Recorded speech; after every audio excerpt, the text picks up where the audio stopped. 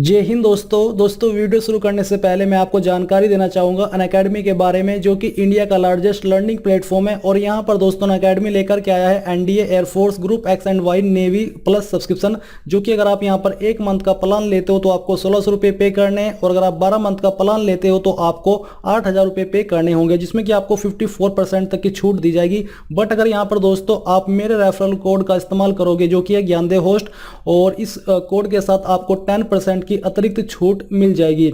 इसको ज्वाइन करने के बाद आपको यहाँ पर क्या क्या मिलने वाला है वो आप जान लीजिए। आपको डेली लाइव क्लासेस मिलेगी, लाइव टेस्ट एंड क्यूजिस मिलेंगे, स्ट्रक्चर्ड कोर्सेज मिलेंगे, अनलिमिटेड एक्सेस मिलेगा।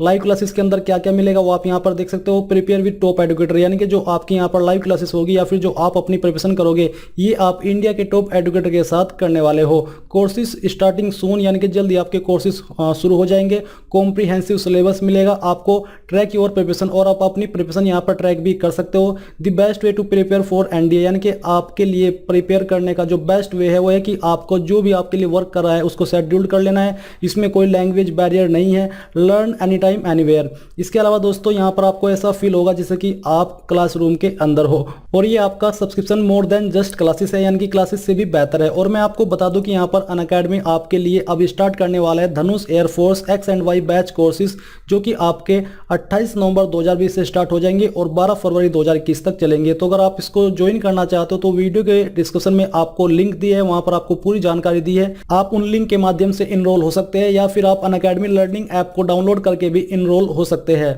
जय हिंद दोस्तों स्वागत है आपका आपके अपने YouTube चैनल ज्ञानदेव होस्ट में। और इस वीडियो में मैं आपको बताने वाला हूं इंडियन एयरफोर्स रैली भर्ती 2020 से जुड़े आपके डॉक्यूमेंट के बारे में, जो कि आपको आवश्यकता पड़ने वाली है इन डॉक्यूमेंट की जिस दिन आपकी रैली होगी। इसलिए आपको इन डॉक्यूमेंट को तैयार कर लेना है, क्योंकि आपके पास काफ़ी कम समय है इन डॉक्यूमेंट को तैयार करने का।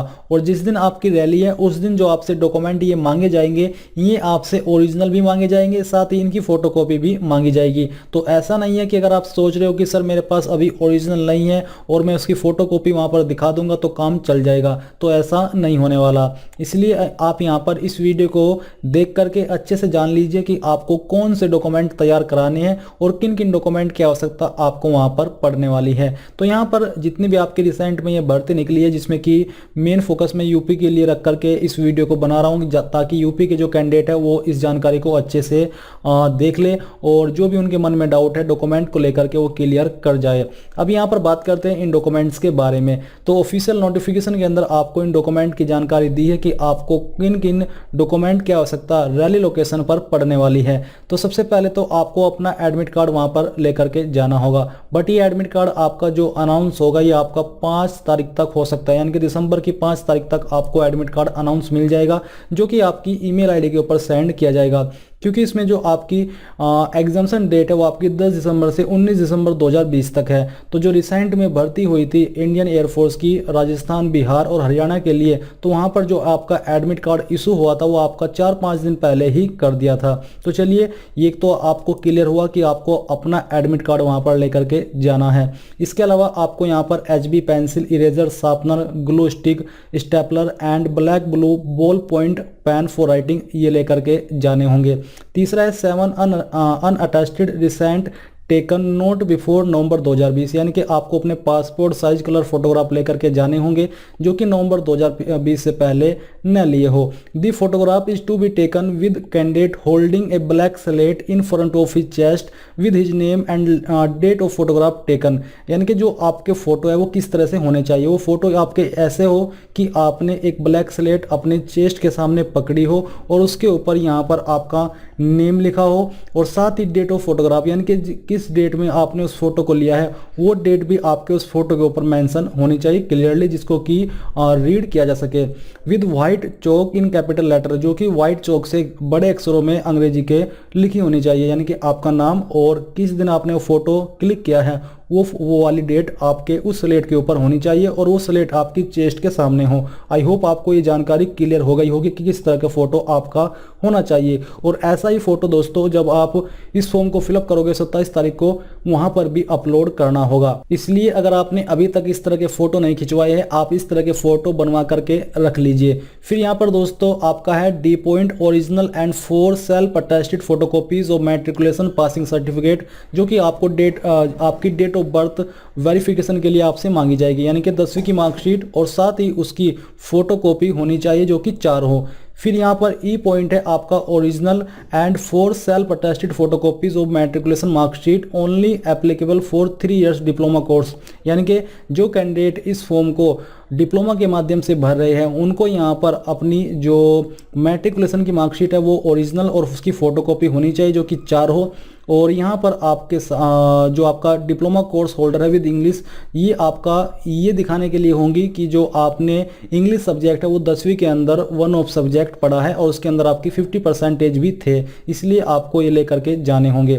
फिर आपका एफ पॉइंट है original and 4 self attested photocopies of intermediate, यानी कि यहाँ पर आपको 12वीं की ओरिजिनल मार्कशीट और उसकी फोटोकॉपी लेकर के जानी होगी जो कि आपकी 4 सेट होने चाहिए। और यहाँ पर दोस्तों 4 self attested photocopies of 3 year diploma, अगर आप डिप्लोमा के माध्यम से अप्लाई कर रहे हो तो आपको यहाँ पर डिप्लोमा की जो फोटोकॉपी है 4 वो लेकर के जानी होगी, जिसमें कि आपकी सभी सेमेस्टर की मार्कशीट इंक्लूड होनी चाहिए।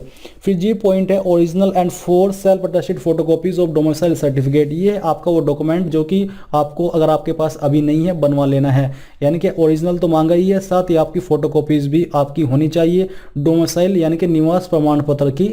और यहाँ पर self attested photocopies of duly field son of air, अगर आपके ऊपर ये चीज़ लागू होती है, अगर आप SOAFP कैंडिडेट हो तो आपको ये डॉक्यूमेंट भी बनवा लेना है और ये आपको वहाँ पर लेकर के जाना होगा।